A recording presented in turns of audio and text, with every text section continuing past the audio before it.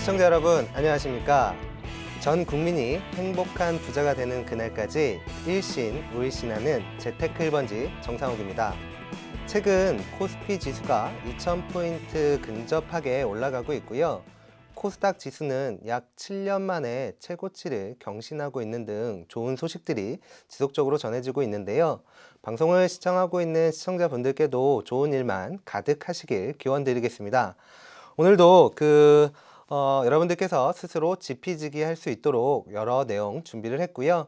오늘 저와 함께 진행해 주실 남영식 소장님 소개해 드리겠습니다. 재테크 1번지 시청자 여러분 안녕하십니까? 정상욱 소장님과 함께 재테크 1번지 화요일 이 시간 진행을 맡고 있는 한국재무관리연구소 남영식 소장입니다. 시간이 정말 빨리 가는 것 같습니다. 2015년이 시작한 지도 얼마 되지 않은 것 같은데 벌써 2달이라는 시간이 흘렀습니다. 아직도 몇 달이 남아있다는 10달이 아직 남아있다는 긍정적 마인드로 3월을 활기차게 시작하시길 바라겠습니다. 네, 저희 남 소장님께서 조금 긴장하신 모양입니다. 제가 서두에 말씀드렸던 것처럼요, 저를 포함해서 시청자분들이나 아니면 모든 분들한테 좋은 소식만 가득하시는 3월의 첫 시작이 되었으면 진심으로 바라겠고요. 오늘 방송 본격적으로 시작해 보도록 하겠습니다. 네, 그때 이슈에 따라가기보다는 그 사전에 재무 목표를 설정을 하고 그 재무 목표에 맞는 최선의 금융 상품을 선택을 하셔서 이를 수시로 체크하고 관리하는 것이 훨씬 더 효율적이라고 생각을 합니다. 정 소장님과 함께하는 재테크 1번지 화요일 이 시간 여러분들께 그 경제 내비게이션을 장착할 수 있도록 정보 준비를 많이 했습니다. 많은 기대 부탁드리도록 하겠습니다. 네, 저도 여러분들께서 그 목적지까지 안전하게 가실 수 있도록 경제 내비게이션의 역할을 잘 할 수 있도록 하겠습니다. 방송 중에 궁금하신 내용이 있거나 문의사항이 있으신 분들께서는 주저없이 연락 주시면 되겠습니다. 문의 전화는 02-797-8100번입니다. 자, 그럼 본격적으로 시작해 보도록 하겠습니다. 네, 첫 번째 순서로는 재테크 이슈를 알아보는 시간입니다. 정상욱 소장님께서 이번 주에는 어떤 내용을 소개해 주실지 매우 궁금한데 소장님, 자 어떤 내용이시죠? 네, 그렇죠. 이제 저희가 현장에서 상담을 하다 보면 100세 인생 너무나 많이 들어서 이제 지겹습니다. 그래서 은퇴 자금의 준비를 좀 본격적으로 해야 되는 시기가 이제 점점 빨라지고 있는데요. 오늘 시간에는 그 중에 한 가지인 주택연금 제도에 대해서 좀 자세하게 알아보는 시간을 갖도록 하겠습니다. 네, 저도 상담을 하다 보면 주변에 많은 분들이 자녀들의 학자금 마련이라든지 아니면 자녀들의 독립자금을 마련하기 위해서 경제 활동하는 기간 내에 벌었던 모든 돈들을 이쪽으로 다 소진을 하고 나서 본인의 노후 준비를 전혀 못하신 상태에서 그냥 집 하나만 달랑 갖고 계신 분들이 굉장히 주변에 많이 계신데요. 자, 소장님, 우선 주택연금 제도가 어떤 것인지 먼저 설명을 좀 부탁드리겠습니다. 네, 그 전에 저희 소장님께서는 집 한 채 달랑이 있으신가요? 아니면 다른 거 준비하고 계신가요? 네, 저는 아직 경제활동 기간이 많이 남아있기 때문에 두루두루 준비를 하고 있습니다. 네, 좋습니다. 주택연금에 대해서 간단하게 말씀을 드리면요. 자신 명의의 주택을 담보로 해서 매월 연금을 받는 상품으로 소장님께서 말씀을 해주셨던 것처럼 자녀들이나 아니면 자녀들의 결혼자금 등으로 모든 금융자산들을 이제 쓴 상태에서 집 한 채가 이제 있는 상황을 남겨두는 이제 은퇴를 맞이하는 시기가 많이 돌아오겠죠. 그때 좀 본격적으로 활용할 수 있는 제도라고 보시면 될 것 같습니다. 자, 그럼 어떤 식으로 연금을 받게 되는 건가요?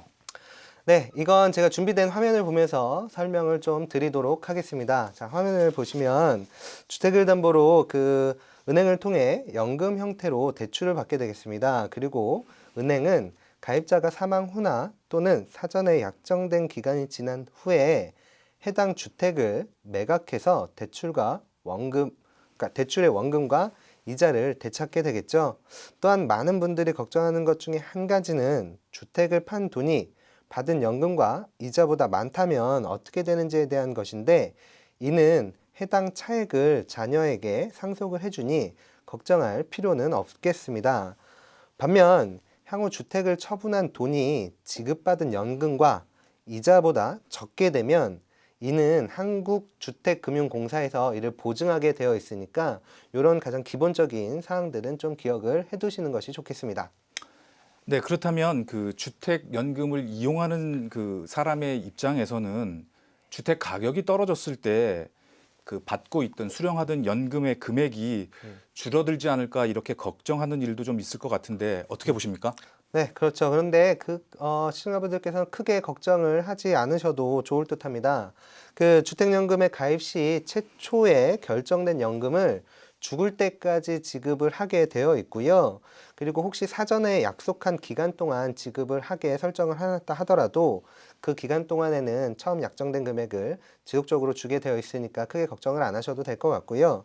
다만 한 가지 고려하셔야 될 점은 주택 가격이 하락해서 주택금융공사의 손실이 커질 것을 미리 좀 대비하기 위해서 그 보증보험료라는 일종의 보험료를 좀 내셔야 되는데요. 최초 가입 시 1.5%로 예전에 그 0.5%에서 1.5%로 변경이 되었고요. 그 다음부터는 0.75% 정도를 납부를 하시면 되고, 이에 반면에 5억 원 미만의 주택을 보유하고 계신 분들은 매년 내셔야 하는 재산세의 약 25% 정도를 감면해주는 제도도 활용할 수 있으니까요. 이 또한 참조해 보시는 것이 좋겠습니다. 네, 그 소장님께서도 지금 현재 집을 갖고 있는 걸로 제가 알고 있는데, 네. 그러면 이 주택연금을 그 쓸 수 있는 사람들은 소장님처럼 그냥 집을 갖고 있는 사람들은 누구나 다 활용할 수 있는 제도인가요? 물론 그렇진 않겠죠. 네, 네, 그죠? 그렇겠죠? 주택연금은 누구나 신청할 수 있는 사항은 아니고요. 그 만 60세 이상으로 공시지가가 9억 미만의 집을 소유하고 계신 분들을 해당 대상으로 보신다라고 보면 됩니다. 한 가지 보시면 그 준비된 그 제 화면을 보시면 제가 좀 간단하게 설명을 다시 한번 드릴 텐데요. 나이가 그 같은 경우에는 주택 그 가격이 높을수록, 주택 가격이 같을 경우에는 나이가 많을수록 월 수령하는 금액이 많아지게 되는데요. 한 가지 참조로 하셔야 되는 건 제가 조금 전에 서두에 말씀드렸던 것처럼 그 9억 원 이하의 한 채를 갖고 있는 그 대상자만 해당이 되는 건 아니고요. 9억 미만의 다주택을 소유하고 있는 가입자도 해당이 된다라는 거 좀 기억을 해두셨으면 좋겠고, 연령이나 그 주택의 금액별로 받을 수 있는 금액이 지금 화면으로 나오고 있으니까 이 화면 참조로 보시면 좋을 것 같습니다. 네, 그렇군요. 그러면 그 우리 집을 대상으로 얼마 정도의 연금을 받을 수 있을지 대략적으로 알아보고 싶다면 어떠한 방법이 있는지 좀 소개를 좀 해주십시오. 네, 간단하게 알아볼 수 있는 방법이 있는데요.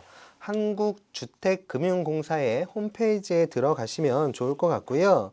그 자신의 생년월일과 그 다음에 주택 가격 등 필요한 정보를 좀 입력하시면 그 자리에서 좀 바로 확인이 가능하다라고 보시면 될 것 같고요.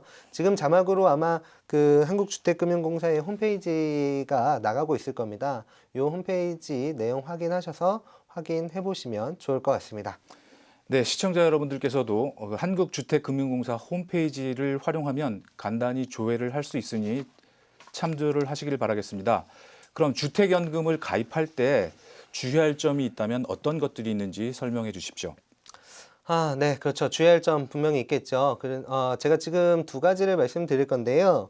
이는 좀 반드시 기억을 하시는 것이 좋겠습니다. 그중 첫 번째는 제가 이제 그 주택연금 제도를 활용하기 위해서 제 주택을 맡긴 상황에서 그 주택이 재개발이 되거나 혹 재건축이 진행되는 경우에 주택 소유권이 상실되기 때문에 연금 계약이 해지되게 된다라고 보시면 될 것 같습니다. 그러면 그동안 받은 연금과 이자에 대해서는 은행에 상환을 좀 하셔야 된다라고 보시면 될 것 같고요. 지속적으로 연금을 좀 받고 싶다면 기존 주택을 팔아서 처분을 하셔야 하고요. 새로 얻은 주택을 이사 후에 다시 주택연금 제도를 활용해서 연금 신청을 하시는 것이 좋겠다라고 보시면 되고요. 마찬가지로 다른 이유로 이사를 한 경우에도 동일한 경우라고 보시면 될 것 같고, 한 가지 좀 참조로 하셔야 되는 건 이사나 재건축 등으로 새로운 그 주택을 활용해서 연금을 받게 되더라도 그 새로 이사한 주택의 가격에 따라서 받을 수 있는 연금액이 좀 차이가 난다라고 보시면 좋을 것 같습니다. 네, 소장님 궁금한 점이 하나 좀 생겼는데요. 네. 그 주택의 명의자가 예를 들어서 사망을 하게 되면 그렇죠. 그 연금액은 어떻게 되는지 좀 궁금합니다. 어떤 주택의 그 명의자가 뭐 말씀하신 것처럼 갑자기 사망을 하게 되는 경우도 발생될 수 있겠죠. 그런 면에서 만약에 사망을 하게 되면 그 남은 생존 배우자는 6개월 이내에 반드시 주택 소유권을 이전 받으셔야 합니다. 이전을 받겠다라는 그 채무 인수 계약 약정서를 좀 하셔야지만 연금액을 그대로 지속적으로 좀 받을 수 있다라고 보시면 될 것 같고요. 단 그 주택 연금 가입 시 사전에 채무 인수 약정서를 미리 작성을 하게 되는 경우에는 한쪽 배우자가 사망을 한다 하더라도 그대로 연금을 지속적으로 받을 수 있으니까 주택연금을 활용하실 계획이시라면 이 약정 또한 사전에 해 놓으시는 것이 향후에 조금 더 도움이 되실 수 있다는 점 기억하시면 좋겠습니다. 네, 오늘은 그 주택연금 제도에 대해서 알아보고 있는데 마지막으로 그 일각에서는 이 주택연금 제도가 사실은 그렇게 많이 효과적이지 않다. 뭐 이런 의견들도 좀 많이 있는 것 같은데 소장님 생각에는 이 제도가 과연 좀 합리적인지 어떤지 좀 개인의 좀 의견을 좀 말씀을 좀 해주시죠. 소장님 생각은 어떠신가요? 네, 네. 참 어려운 질문을 해 주셨습니다. 마찬가지로 일각에서는 이 주택연금 제도가 좀 별로 그닥 이렇게 효율성이 좀 떨어진다라는 내용 말씀을 하시는 분들도 계신데요. 제 생각을 말씀드리면 우선 주택금융공사에서 보유 자산을 주택 담보로 해서 월 수령하는 금액을 많이 주지는 않을 겁니다. 최대한 좀 보수적으로 계산할 가능성이 좀 높다라고 보는데요. 가입자의 그 기대 연령이 80세라고 산정을 한다 하더라도 그 이상을 살 거를 대비해서 아마 연금 수령액을 산정할 거기 때문에 제가 조금 전에도 말씀드렸던 것처럼 굉장히 보수적으로 설정할 건 미리 예상이 좀 되긴 하는데요. 그럼에도 불구하고 은퇴 후에 내 재산이 집 한 채밖에 없다라고 하면 충분히 활용을 하셔서 은퇴 자금으로 저는 활용을 하시는 것 또한 굉장히 좋은 방법과 그리고 이 제도라고 좀 말씀을 드리고 싶으니까 금융자산이 아닌 주택 자산만 보유하고 계신 분들은 충분히 이 제도를 활용해 보시는 것을 권장드리겠습니다. 네, 그 밖에도 땅을 담보로 해서 연금을 받을 수 있는 농지연금 제도가 있으니까 참조를 하시길 바라겠고요. 금주의 재테크 핫 이슈 시간은 정상욱 소장님이 소개해 주신 주택연금에 대해서 알아봤습니다. 오늘 준비한 재테크 이슈 시간은 여기까지입니다. 여러분은 현재 RTN 재테크 1번지를 시청하고 계십니다. 더 자세한 사항이 궁금하시거나 개별 상담을 원하시면 전화를 주십시오.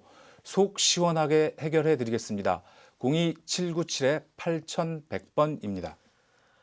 네, 이번 시간에는 재테크 유머니 시간입니다. 조금 전에 남영수 소장님께서 속 시원하게 풀어드린다라고 말씀해 주셨는데요. 이번 주에는 어떤 그 상담 사례로 시청자분들께 속 시원한 답을 드릴지 저 또한 기대가 됩니다. 한번 들어보도록 하겠습니다. 선생님 소개해 주시죠. 네, 오늘 재무 상담 사례는 그 신혼 부부의 상담 사례가 되겠습니다. 이미 결혼을 하셨거나 결혼을 앞두고 계신 모든 분들에게 도움이 되길 바라면서 제가 준비한 상담 자료를 공유하도록 하겠습니다.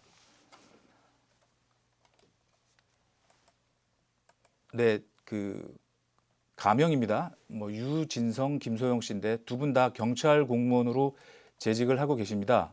작년 12월에 결혼을 하셨는데 이 부부의 그 현재 고민 상황은 신혼 부부로서 지금 새롭게 재무 계획을 세우는 단계여서 어떻게 하면 효율적인 재무 계획을 세워서 그 인생을 살아가면서 해결해야 할 돈으로 해결해야 할 여러 가지 이벤트들을 해결하는지에 대한 궁금한 점을 좀 가지고 계셨고요. 그에 따라서 그 효율적인 저축 계획을 어떻게 수립하는 것이 좀 이상적인지에 대한 궁금증을 가지고 계셨고, 신혼부부 중에 이 와이프분이 그 처녀 시절에 경제 활동을 할 때는 전부 다 그 어머님께서 자산을 그 돈을 관리를 해주셨다고 하더라고요. 그래서 돈 관리는 각자 해야 하는 것이 맞는지 아니면 어떻게 하는 것이 가장 좀 효율적일지에 대해서 궁금하셔서 재무 상담을 신청하신 이유가 되겠습니다. 재무 상태표를 좀 먼저 분석을 해봤습니다. 이 가정은 현재 그 전세 보증금이 1억 6천만 원으로 부모님께서 도움을 많이 주셔서 괜찮은 출발을 좀 시작을 하셨고 그리고 이제 결혼식 당일에 비용이라든지 기타 등등 모든 것 다 쓰고 하셔서 금융 자산이 현재 한 1,000만 원 정도 남아 계십니다. 그래서 합계로 자산이 1억 7천만 원 정도 가지고 계시고 부채는 지금 전혀 없는 상태이십니다. 그래서 우리가 흔히 바라보는 그 신혼 부부들의 일반적인 삶과는 조금 다릅니다. 보통 이제 요즘 같은 경우에 대출을 많이 얻어서 그 시작을 하시는데 요 부부 같은 경우는 그런 면이 없어서 그쵸. 굉장히 좀 출발이 좀 산뜻하다 이렇게 보시면 될 것 같습니다. 그래서 순 자산이 1억 7천만 원, 부채가 전혀 없는 상황이기 때문에 자산 대비 부채 비율은 0%가 되겠습니다. 네, 소장님 말씀해 주셨던 것처럼 부채가 지금 하나도 없는 상태에서 뭐 거의 뭐 순자산들만 활용하고 있고 또 두 분의 직업이 또 경찰 네, 공무원이시고 그렇습니다. 맞벌이를 하시고 네. 아주 과연 그 다음에 포트폴리오가 어떻게 나올지 매우 기대가 되는데요. 저축도 꽤 많이 하고 있을 것 같습니다. 그죠, 선생님? 네, 그렇습니다. 한번 내용을 보면서 네. 설명을 좀 드리도록 하겠습니다. 네, 수입과 지출에 대한 요약입니다. 신랑은 240만 원 정도 근로소득이 있고 신부는 230만 원 정도. 그래서 총 소득은 470만 원이 되겠습니다. 기본 생활비로 그렇게 많이 쓰질 않고 있습니다. 120만 원 정도 쓰고 있고 두 분 합쳐서 용돈 70만 원 정도 쓰고 있습니다. 30대 초반이기 때문에 뭐 경조사가 굉장히 많다고 합니다. 그래서 월 25만 원 정도를 아예 그 경조사 비용으로 빼놓고 계획을 세우는 그런 방향으로 갔습니다. 교통비 25만 원 정도 나가고 있고 저축과 보험 50만 원 정도를 쓰고 있어서 대략 290만 원 정도가 고정비로 나가고 있는 상황인데 작년 12월에 결혼을 하셔서 1월 달, 2월 달에 그냥 통장에 유동자금으로 180만 원 정도가 남아있는 그런 상황이 되겠습니다. 그래서 수지가 470만 원 정도로 이렇게 딱 맞는 상황입니다. 그래서 이 가정은 저축 적정성을 보통의 경우 맞벌이 가정의 경우 3 내지 50% 정도가 적정한 수준이다 이렇게 말씀을 드리는데 이 가정은 200만 원 정도 저축 적정성을 가지고 계십니다. 그래서 평균 한 42% 되니까 굉장히 좀 훌륭한 경우다 이렇게 좀 보시면 될 것 같고 아까 있었던 그 1,000만 원 정도를 비상 예비 자금 정도로 활용을 하려고 준비를 하고 있는 그런 상황이 되겠습니다. 자, 그러면 여기까지 봤었을 때는 재무구조상 뭐 크게 그렇게 문제가 된다거나 그래 보이지는 않는데요. 다만 제가 조금 더 욕심이 나는 건 어떤 거냐면 이제 막 결혼을 하셨고 그리고 두 분 다 맞벌이시기 때문에 저축률을 조금 더 욕심을 내보면 어떨까라는 생각이 듭니다. 왜냐하면 선생님도 잘 아시겠지만 이제 출산을 하게 되면 육아휴직이나 뭐 이런 것들 때문에 수입원이 좀 줄게 되잖아요. 그렇습니다. 그래서 네. 조금 더 욕심을 내봤다면 어땠을까라는 건 이제 제 생각이고요. 네, 맞습니다. 선생님께서 이제 평가하신 이 가정의 재무 별점 확인해 보도록 하겠습니다. 네, 제가 본 재무 별점은 4개가 되겠습니다. 방금 전에 우리 정 소장님께서 말씀하신 것처럼 그런 부분도 있습니다. 사실은 우리가 인생을 살면서 해결해야 할 이벤트들 여러 가지가 있는데 그런 것들을 해결하는 그 종잣돈을 마련하는 시점이 사실은 결혼을 해서 첫 아이 낳기 전까지가 사실은 그렇죠. 가장 많은 그 저축을 할 수 있는 그런 공간이 되겠죠. 네, 아무튼 별 4개. 우리 정 소장님께서는 네. 뭐 어떻게 생각하세요? 뭐 나쁘지 않습니다. 어차피 이 가정은 제가 좀 전에도 말씀드렸던 것처럼 제가 보기에는 뭐 저축할 수 있는 여력도 좀 많이 돼 보이고 그리고 또 부모님의 도움을 받긴 받았지만 부채 없이 지금 신혼생활을 시작하셨기 때문에 제가 봤을 때도 뭐 재무 별점은 충분히 한 80점 정도로 줘도 괜찮을 것 같습니다. 네. 이 부부의 문제는 아니고 고민 상황이었습니다. 뭐 신혼 부부로서 새롭게 재무 계획을 세우는 단계인데 어떠한 방식으로 재무 계획을 세우는 것이 가장 효율적일지에 대한 고민을 갖고 있었고 그 내용을 바탕으로 해서 그러면 지금 방금 전에도 보여드렸던 것처럼 한 200만 원 정도의 월 잉여 자금이 발생을 하는데 이 200만 원을 어떠한 방식으로 저축을 하는 것이 가장 효율적인 방법인지에 대한 고민이 계셨고 서두에 말씀드렸던 것처럼 급여 관리는 어떻게 누가 해야 하는지에 대한 고민을 좀 가지고 계셨습니다. 우리 정 소장님은 지금 급여 관리 누가 하고 계신가요? 전 당연히 저희 와이프가 하고 있고요. 제가 반대로 여쭤보려고 그랬는데 선생님이 먼저 질문을 하셨습니다. 네. 참고로 급여 관리는 저희 와이프가 하고 있고요. 가정의 이제 전체적인 이제 재무 목표나 그리고 관리는 저희 와이프하고 같이 이렇게 대화를 통해서 진행하고 있다라고 보시면 될 것 같습니다. 네, 알겠습니다. 상담 후에 월 현금 흐름표의 그 방향 변화된 과정들을 좀 보여드리도록 하겠습니다. 저축은 20만 원이었었는데 그리고 유동 자금이 180만 원 그대로 남아 있었던 것을 다 저축 200만 원으로 다 옮겨 놨고요. 보장성 보험 사실은 보장성 보험이 30만 원, 30대 초반에 그 월 보험료로서는 좀 개인적으로 좀 많다라는 판단을 해서 조정을 하자고 말씀을 드렸었는데 이 보험을 가입시켜 주신 분들이 부모님 지인분들이라고 말씀을 하시더라고요. 그래서 결혼 초기부터 합리적으로 결정하는 것은 좋으나 부모님과 어떤 감정 싸움도 생길 수 있을 것 같아서 추후에 그 보장성 보험은 좀 조정을 하는 그런 그 플로우를 짰습니다. 상담 후 월 포트폴리오 변경 내용을 좀 보도록 하겠습니다. 저축은 20만 원 하던 것을 그대로 유지를 했고 신규로 정기적금 120만 원을 추가로 설정을 했습니다. 보장성 보험 말씀드린 대로 그대로 30만 원 그대로 유지를 하는 것으로 봤고요. 30만 원 그대로 유지하고 이 유동자금 이 180만 원을 적립펀드 30만 원과 두 분이 공무원이시긴 하지만 지금 공무원 연금이 향후에 좀 줄어들 개연성도 많이 있어서 준비하는 과정으로 변행 유니버셜로 한 30만 원 정도 이렇게 준비를 해 놓았습니다. 그래서 230만 원 같은 그 금액으로 보시면 될 것 같습니다. 한 가지 제가 궁금한 게 있는데요. 여기 지금 신규로 정기적금 설정하신 금액이 월 120만 원 정도 됩니다. 1년 단위로 보면 한 1,400만 원이 조금 더 되는 돈일 것 같은데요. 정기적금의 비율을 굉장히 조금 높여 놓으신 것 같아요. 네네. 특별한 이 부부와 상담을 하시면서 부부가 원했거나 아니면 소장님만의 원칙이 따로 있으셨는지 궁금합니다. 네, 뭐 따로 원칙이 있었던 건 아니고요. 아까도 말씀드렸던 것처럼 그 와이프가 돈 관리를 계속 어머님께서 해주셨던 그런 상황이어서 사실은 경제관념이 좀 굉장히 없는 상황이셨어요. 그래서 그렇군요.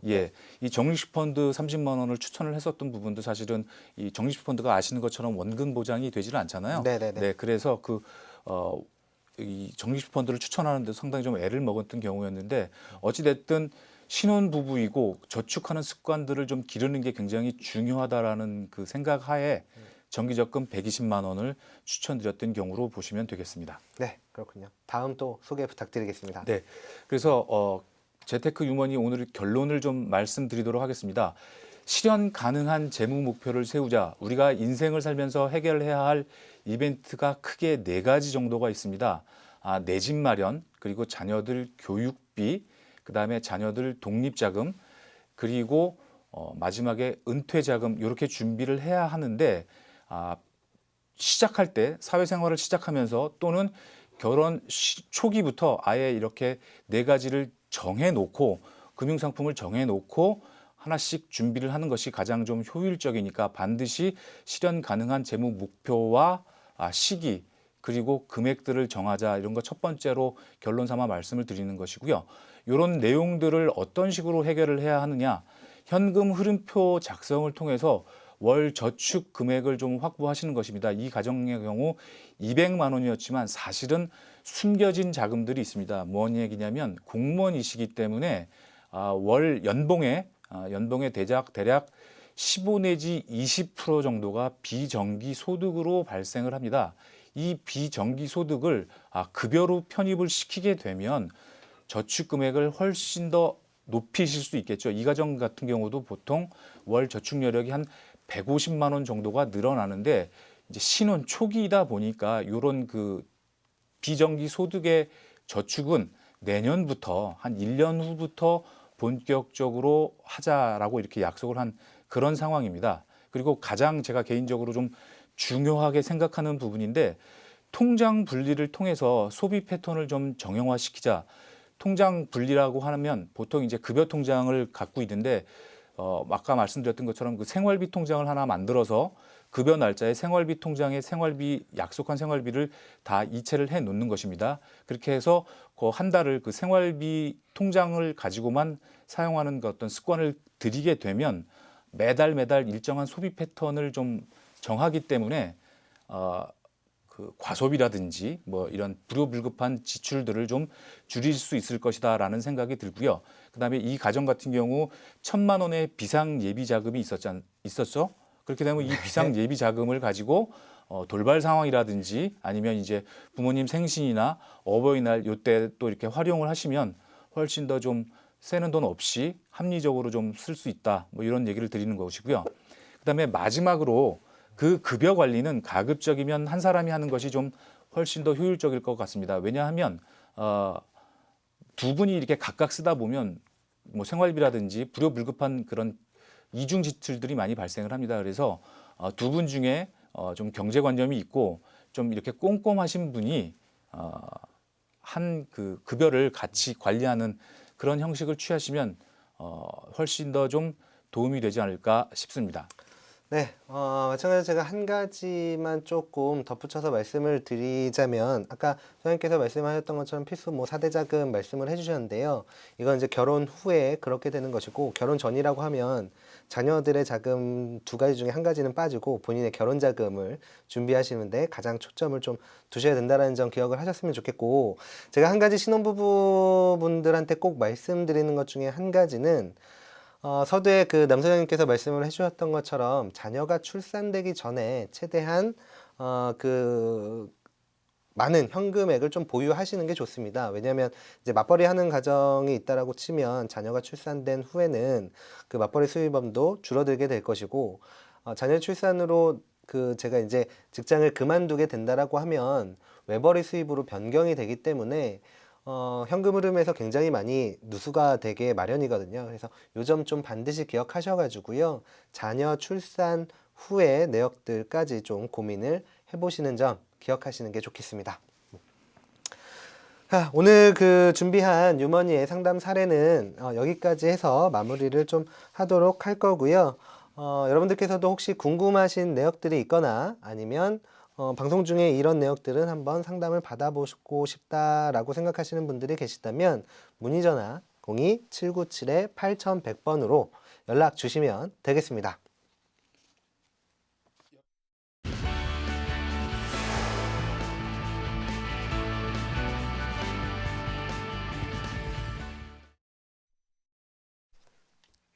자, 본격적으로 그 시청자 여러분의 재무적 고민들을 전화로 상담을 해드리는 시간을 갖도록 하겠습니다. 조금 전에 말씀드렸던 것처럼 방송 중에 궁금하신 게 있거나 아니면 내가 지금 하고 있는 저축이나 이런 뭐 가입한 보험들이라든지 이런 것들이 좀 잘 가입되어 있는지 여부를 확인해 보고 싶다 하시면 바로 전화를 통해서 확인을 해 보실 수 있는 시간이라고 보시면 될 것 같고요. 오늘 첫 번째 전화는 남영식 소장님께서 한번 상담을 도와드리도록 하겠습니다. 네, 첫 번째 전화는 제가 먼저 받아보도록 하겠습니다. 네. 네, 여보세요? 여보세요. 네, 안녕하세요. 한국재무관리연구소 남영식입니다. 오늘 전화 주셔서 감사합니다. 어디에 사시는 누구신지 간단히 소개 부탁드리겠습니다. 네, 올해 40대 초반이고요. 지방에 거주하고 있습니다. 네, 반갑습니다. 오늘 어떤 점이 궁금하셔서 전화를 주시게 됐나요? 네, 지난 몇 년 동안 대출금 상환을 위해서요. 은행에 적금을 해서 지난 12월에 모두 상환을 했는데요. 그리고 2달 지났는데 더 늦기 전에 다시 목돈을 모으려고 합니다. 어떻게 하는 것이 좋을까 해서 전화드리게 됐습니다. 네, 대출금 상환을 하신 거 먼저 좀 축하를 드리겠습니다. 대출금 규모가 얼마인지는 뭐 정확하게 모르지만 대출금 상환하셨다니까 뭐 기분이 좀 홀가분하시겠습니다. 몇 가지 궁금한 점 여쭤보고 답변을 좀 드리겠습니다. 현재 소득과 월 지출 규모는 한 어느 정도 되십니까? 지금 현재 소득이 500만 원 정도 되고요. 한 달 지출은 한 350만 원 정도 되더라고요. 네. 네, 알겠습니다. 뭐 한두 가지만 좀 더 여쭤보고 해결책을 제시해 드리도록 하겠습니다. 비상금은 좀 가지고 계시는지, 월 남는 금액이 500만 원에서 지출 350만 원을 빼면 한 150만 원가량 정도 되는데 모두 저축이 가능한 액수인지 좀 궁금합니다. 네, 급여 이외에 상여금이 있거든요. 그동안 대출금 상환위에서 이 상여금도 모두 모아서 대출금을 상환했는데요. 지금은 비상자금 따로 없어요. 그리고 보험료는 한 50만 원 정도 매월 나가고요. 월 생활비가 300만 원가량 나가고 있으니까 매달 가능한 저축 금액이 150만 원 정도 될 것 같아요. 네, 뭐 잘 알겠습니다. 뭐 일단 그 외벌이시라고 말씀을 하셨으니까 외벌이 가정의 평균 저축 규모는 소득의 한 30% 선이 가장 좀 일반적이고 잘하신다 이렇게 보시면 될 것 같습니다. 현재 150만 원 가량의 저축 여력을 가지고 계시니까 가계의 평균 정도에 해당한다라고 보시면 될 것 같고요. 그런데 뭐 현재 그 비상자금이 전혀 준비가 안 되어 계시다고 하니까 그 150만 원을 바로 그 매월 고정 저축하기는 좀 쉽지 않아 보이는데 혹 아까 그 말씀하신 그 상여는 언제쯤 나오고 혹시 그 상여가 나오게 되면 따로 그 상여를 쓰실 그 어떤 사용처는 좀 정하고 계신가요? 네, 상여금은 3월에 나오고요. 말씀드린 것처럼 작년까지는 대출 상환에 상여를 좀 모두 썼기 때문에 현재까지는 다른 사용처는 없습니다. 네, 그러시다면은 그 150만 원을 3월부터 바로 고정 저축을 그 실행하셔도 크게 무리는 없을 것 같습니다. 왜냐하면 상여금을 말씀드린 그 비상 예비 자금으로 활용을 하시면 되니까 바로 고정 저축을 실행하실 수 있을 것 같습니다. 네, 그렇게 하면 될 것 같네요. 네. 네네. 그 3월에 나오는 상여금을 비상 예비 자금으로 사용하시길 바라겠습니다.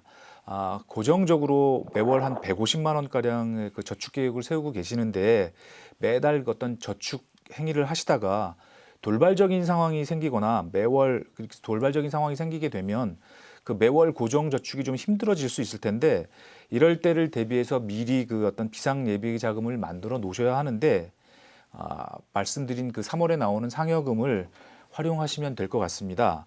그 비상자금의 크기는 한 500만 원 정도 선이면 그 될 듯 하고요. 네, 그렇게 하면 안정적으로 저축을 할 수 있겠네요.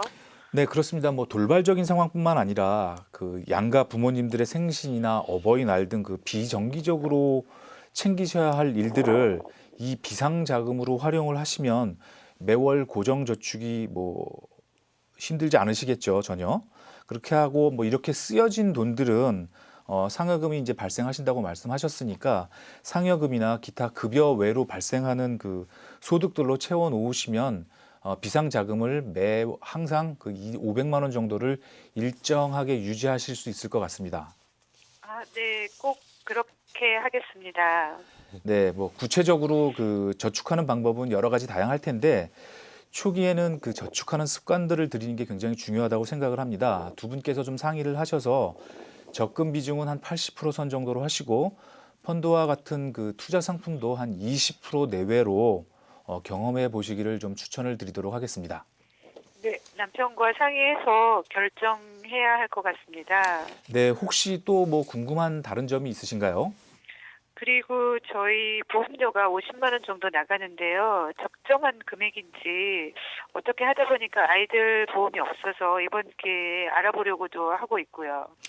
네, 그 매번 말씀을 드리지만 보험료는 그 소득 대지 4 내지 10% 선이 가장 적절하다고 이렇게 말씀을 드립니다. 혹시 가입하고 계신 그 보험 상품 이름이랑 보험료가 어느 정도 되는지 지금 확인해 주실 수 있을까요? 신랑이 종신보험이 30만 원 정도 되고요. 실손 의료비 보험이 2만 원, 그리고 제가 종신이 한 15만 원 정도 되고요. 실비가 한 2만 원 이렇게 나가고 있거든요. 네, 그 말씀해 주신 대로 그 실비 보험은 그 금액을 보니까 적절히 잘 네, 가입을 하신 것 같습니다. 네, 네, 그 종신 보험은 제가 그 보험 증권을 보지 않아서 정확히 말씀드리기는 좀 어려운데 종신 보험의 경우 가입자가 사망을 하면 언젠간 한번 그 사망 보험금을 준다는 그런 약속인데 자녀분이 경제적으로 그 독립하는 나이 한 25세에서 30세 정도까지 되는 시점까지만 그 사망을 보장을 하게 되면 보험료도 많이 줄어들면서 효율적인 그 보험 설계를 하실 수가 있습니다. 신랑뿐만 아니라 여성분이신 그 시청자분에게도 그 사망보험금 위주로 되어 있는 종신보험은 그다지 효율적으로 보이지는 않습니다. 네, 저도 인터넷 검색도 좀 해보고 공부를 해보니까 별로 효율적이지 않는 것 같다는 생각은 하고 있었습니다. 네, 그렇습니다. 그 실비보험을 좀 가지고 계시니까 실비보험을 위주로 보장보험을 좀 생각을 하시고 나머지 그 부족한 보장 내용도 암, 뭐 심장이나 뇌 관련된 그 2대 성인병의 진단금을 어느 정도 확보를 하시는 것이 가장 중요할 것 같고요. 혹시 그 자녀분들 보험을 지금 없다고 말씀을 하셨는데 네, 자녀분들 그 나이는 대략 몇 살 정도 되나요? 지금 12살하고 8살로. 네, 그 자녀분 보험도 지금은 이제 어린이 보험이 아니라 성인 보험으로 100세까지 그 보장되는 보험으로 가져가실 수 있습니다. 대략 보험료는 각각 자녀분들 각각 한 5만 원 내외로 설정을 하시게 되면 튼실한 보장을 만들 수 있을 것으로 보여집니다. 지금 방송 연결 중에 전화가 좀, 끊긴 것 같습니다. 시청자분들께서 좀 양해 부탁드리고요. 전화 통화를 받다 보니까 시청자분께서 외부에 계신 건지 아니면 잘 모르겠지만, 숨소리인지 바람소리인지 잘 모르겠지만 굉장히 컸던 것 같습니다. 진행이 좀 이렇게 중간에 끊긴 점에 대해서 양해 부탁드리고요. 두 번째 전화는 그럼 제가 먼저 받아보도록 하겠습니다. 자, 여보세요? 네, 여보세요. 네, 목소리가 아주 활기차신데요. 반갑습니다. 오늘 어떤 부분이 궁금하셔가지고 전화를 주셨죠? 제 인천에 거주하고 있고요. 네네네. 그동안에 뭐 저축을 은행에만 좀 했었는데 네. 주위에 들어보니까 뭐 펀드, 뭐 주식 이런 거 해가지고 투자를 한다고 하는데 네네네. 마침 다음 달에 은행에서 적금하고 예금이 좀 만기가 좀 되는 돈이 있거든요. 좋으시겠습니다. 그죠? 네, 안 그래서 뭐 어떻게 좋으신가요? 해야 될지 몰라가지고 전화드렸어요. 그러셨어요? 조금 전에 네. 그 주위에서 뭐 펀드도 하고 주식도 하고 뭐 이렇게 투자를 좀 하신다고 하셨는데 네, 그분들이 어떻게 다 수익을 좀 보셨나요? 잘 모르겠는데요. 그래요? 그냥 이렇게 네, 소식만 전해 들으신 것 같은데요. 네네. 우선 제가 몇 가지 좀 질문을 좀 드리도록 하겠습니다. 다음 달에 그 만기되는 자금이 네. 얼마 정도인지 대략 좀 말씀을 해주시고요. 그리고 또 네. 가장 궁금한 게 있는데 그 돈을 네. 언제, 어디에 이렇게 쓰실지 그런 네. 계획이 지금 물론 100% 확정적이진 않겠지만 대략적인 네. 내용이라도 좀 이렇게 설정을 해 놓으셨나요? 적금하고 예금하고 네. 합치면 한 5천만 원 정도 되는 것 같고요. 네네네. 뭐 뭐 확실하진 않지만 한 2년, 3년 후에 한 이사를 그 돈으로 갈 예정입니다. 네네. 지금 살고 있는 집에서 이제 다른 지역으로 이사를 갈 때 이 네. 자금을 쓰신다라는 말씀이시죠? 네네네. 좋습니다. 현재 그 시청자분이 갑자기 만약에 돈이 필요하게 되면 바로 네. 뭐 예를 들어서 지금 당장 500만 원이 필요합니다. 근데 그 500만 원을 바로 지금 인출해서 쓸 수 있는 돈을 가지고 계신가요? 정확히는 모르겠고요. 한 음. 은행 통장에 한 100에서 200 정도 들어 있는 것 같아요. 한 100에서 200만 원 정도 보유하고 계시고요. 네. 네, 제가 계속 질문 드려서 죄송한데요. 한 가지만 네. 더 질문하도록 하겠습니다. 조금 전에 시청자분께서 말씀하셨던 것처럼 그동안 그 은행의 적금과 예금으로만 저축을 좀 하셨다고 하셨는데 네네. 지금 만약에 예를 들어 시청자분이 저축을 할 때 내 원금이 좀 손실이 난다. 이런 경우가 발생이 된다면 기분이 어떠실 것 같으세요? 그런 거는 별로 안 좋아하는데요. 네네네. 그래도 은행에만 맡겨왔어서 네, 이자가 좀 너무 없으니까. 그쵸. 그래서 좀 은행 이자보다 좀 나면 더 좋지 않을까 하는데 네네. 잘 몰라가지고 하여튼 이제는 좀 생각을 좀 바꿔보려고 합니다. 네. 그러세요. 근데 원금 손실은 나면 안 되고요. 그죠? 네, 그랬으면 좋겠어요. 네. 그러셨구나. 네. 네, 그 은행의 이자율이요 너무나 낮아진 게 사실입니다. 그래서 제가 지금부터 이제 몇 가지의 대안을 좀 드릴 건데요. 시청자분 좀 정확하게 잘 기억을 좀 해 두시기 바랍니다. 우선 네네네네. 이렇게 힘들게 모아놓은 목돈은요, 지키는 게 최고다라는 말을 많이 합니다. 그런데 제 생각은 조금 다르긴 한데요. 너무 지키는 전략으로만 가다 보면 시청자분이 지금 이렇게 전화를 주신 것처럼 돈이 불어나는 속도가 그만큼 더디게 되겠죠. 그래서 정확한 그 재무 목표와 기간을 설정하셨다면 그 기간에 합당하는 금융 상품들을 좀 적정하게 활용을 하셔가지고 이 돈을 좀 불려 나가시는 것 또한 좋아 보이는데요. 목돈 운영을 하기 위해서 가장 먼저 하셔야 되는 그 작업 중에 하나는 네. 현금성 자산과 그리고 원금이 지켜질 수 있는 안전자산, 그리고 좀 투자를 병행해서 수익을 낼 수 있는 수익성 자산 등으로 좀 적정하게 분리를 시키는 게 좀 좋을 것 같습니다. 그래서 서두에 말씀드렸던 것처럼 시청자분께서는 원금 손실이 나면 안 되지만 그래도 생각을 바꿔보신다라고 했으니까 이 점을 좀 참조하셨으면 좋겠고요. 네. 그리고 제가 아까 질문한 것 중에 500만 원을 바로 쓸 수 있는 돈이 있으십니까? 라고 했을 때 한 1, 200 정도밖에 없다라고 말씀을 해주셨잖아요.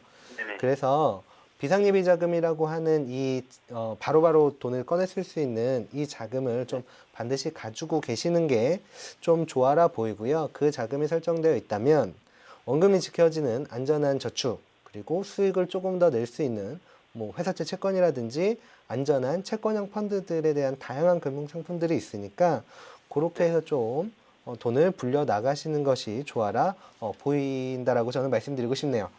네네. 그러면 그 지금처럼 그냥 통장에 넣으면 되나요? 지금처럼 통장에 넣어놓으시는 건 효율성이 조금 부족해 보이는데요. 보통 이럴 경우에는요, 은행에 보관하는 것도 좋겠지만 제가 조금 전에 말씀드렸던 비상예비 자금 같은 경우에는 CMA 계좌나 MMF라는 계좌가 있습니다.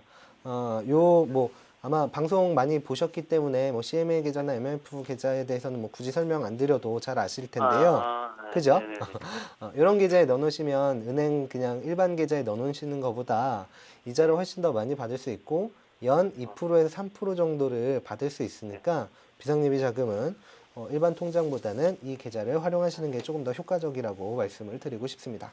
그러면 나머지 돈은 어떻게 해야 되나요? 조금 전에 제가 말씀드렸던 것처럼 그 자금을 2년이나 3년 정도 후에 이사 자금으로 좀 쓰셔야 될 거기 때문에 최대한 좀 네. 안전하게 보관을 좀 해야 될 것 같습니다. 네네. 그죠? 그래서 네. 좀 안전하게 보관을 해야 될 것 같은데 근데 너무 안전하게 보관하다 보면 수익이 너무 없을 것 같아요. 그래서 요거를 조금 같이 병행할 수 있는 방법을 좀 드리면 좋을 것 같은데 혹시 시청자분 뭐 회사채 채권이라든지 뭐 이런 얘기 한번 들어보셨나요? 네, 뭐 들어는 봤는데요. 아직 네. 해보지는 않았어요. 네. 해보진 않으셨어요? 네네네. 좋습니다. 제가 가장 처음에 그 질문을 드렸던 것처럼 이 돈을 활용할 수 있는 기간이 어느 정도 소요가 됩니까? 라고 말씀을 드렸었을 때 2년에서 3년 정도로 말씀하셨기 때문에 네. 안전한 회사채 채권을 활용을 하시거나 아니면 네. 신용등급 트리플 A, 그러니까 A가 3개인 등급에 투자를 하는 굉장히 안전한 국공채에 투자를 하는 채권형 펀드를 좀 적정하게 활용을 하시는 것도 안전하면서도 수익을 추구할 수 있는데요. 보통 평균적으로 이런 채권형 펀드나 아니면 회사채 같은 경우 연 3에서 5% 정도의 수익을 안전하게 낼 수 있다라고 보시면 좋을 것 같습니다. 근데 뭐 그것도 은행보다 좋긴 한데요. 네네. 그 예전에 뭐 뉴스도 보고 그러니까 네. 괜히 그런 거에 투자했다가 뭐 원금도 날리고 뭐 이것저것 막 날라갔다는 그런 기사를 봐서 그것도 좀 괜찮을지 좀 의문이 좀 들거든요. 네, 그쵸. 시청자분 말씀하신 것처럼 그런 사태가 있었죠. 아마도 동양 사태를 말씀하시는 것 같은데요. 한 2년 전에 기업어음, 발행된 기업어음에 문제가 돼가지고 전 나라가 들썩였던 사례가 있는데요. 제가 말씀드리고 싶은 건 회사채 채권을 투자한다라고 해서 뭐 채권에 대해서 일일이 지금 설명드릴 수 있는 시간은 안 되겠지만 한 가지만 좀 기억을 하시는 게 좋겠습니다. 시청자분께서 회사채에 그 투자를 하실 때 다른 것들은 보지 마시고요. 그 회사의 신용등급을 좀 보시는 게 좋겠습니다. 그 회사의 신용등급이 적어도 A등급 이상이 되는지 여부를 좀 판단을 해 보시고요. A등급 이상의 한 연 3에서 5% 정도의 이율을 주는 회사채 정도는 설정을 하셔서 이렇게 좀 은행보다 나은 수익률을 추구하시는 것 또한 굉장히 좋은 방법 중에 하나니까 요거 한번 참조로 좀 해 주셨으면 좋겠고요. 자, 여러분 제가 시간 관계상 짧게 좀 정리를 해드리자면 총 5천만 원의 자금 중에 한 1,500만 원에서 1,000만 원 정도는 바로바로 현금화를 시킬 수 있는 비상예비자금을 설정을 하시고요. 그리고 한 1,000만 원 정도는 은행의 정기 예금, 그리고 나머지는 뭐 채권이나 안전한 채권형 펀드를 좀 활용해 보시는 것이 좋을 것 같습니다. 아쉽게도 시간 관계상 전화 연결을 좀 마무리해야 될 것 같은데요. 더 네네. 궁금하신 건 시청자 게시판을 활용하시면 좋겠습니다. 오늘 전화 주셔서 감사합니다. 아, 네, 고맙습니다. 네, 네, 오늘도 정신없이 달려오다 보니까 벌써 마무리를 해야 할 시간인데요. 정상욱 소장님과 제가 함께한 화요일 시간 어떠셨습니까? 저희와 함께하는 재테크 1번지 다음 시간도 기대해 주시길 바라겠습니다. 시청자 여러분 오늘도 시청해 주셔서 감사합니다.